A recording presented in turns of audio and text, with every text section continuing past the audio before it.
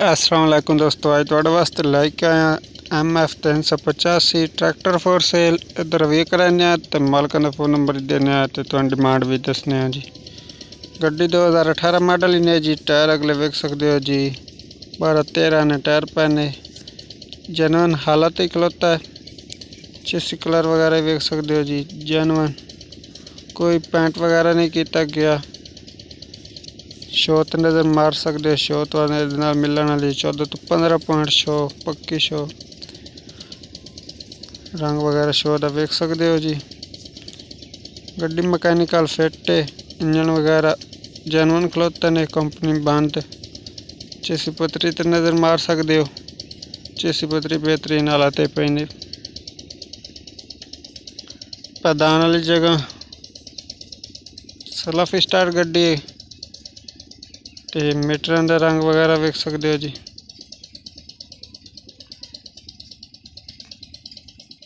Check कर लो जी, metre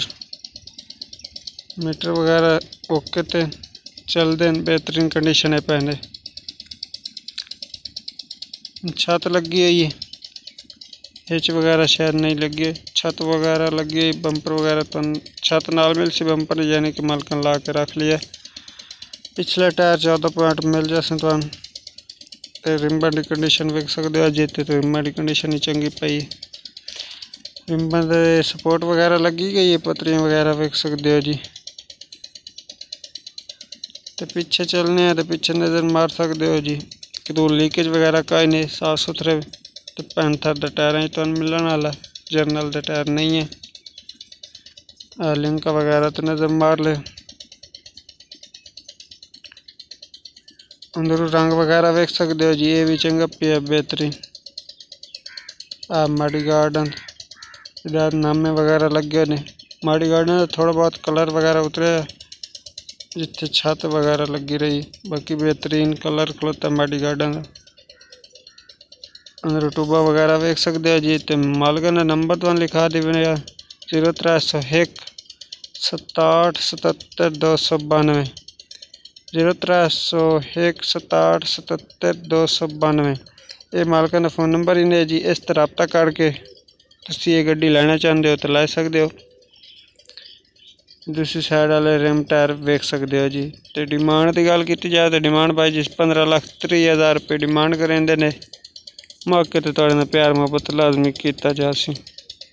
अगर ये गड्डियाँ लेना चाहते हो तो लै सकते हो जी। तो लोकेशन की गल की जाए तो लोकेशन मुजफ्फरगढ़ रोड, चौक रोड, पेट्रोलिंग चेक पोस्ट, सिम वाली पुल, ज़िला खुशाब। ये लोकेशन ही ने जी। इत्थे गड्डी अवेलेबल है। पंप वगैरह गड्डी का खुला से, बाकी यानी कि सील बंद कंपनी वालों जिवें आंदा गड्डी उन्हें खलोती ने। बाकी गड्डी का रंग वगैरह तुसीं वेख सकते हो जी। तो जो भाई साढ़े चैनल तो नवे हैं, साढ़े चैनल लाजमी सब्सक्राइब कर लें, दिए गए घंटे के निशान को दबाना ना भूलें ताकि हर आने वाली वीडियो आप तक पहले पहुंच सके। तो मिलते हैं किसी और वीडियो।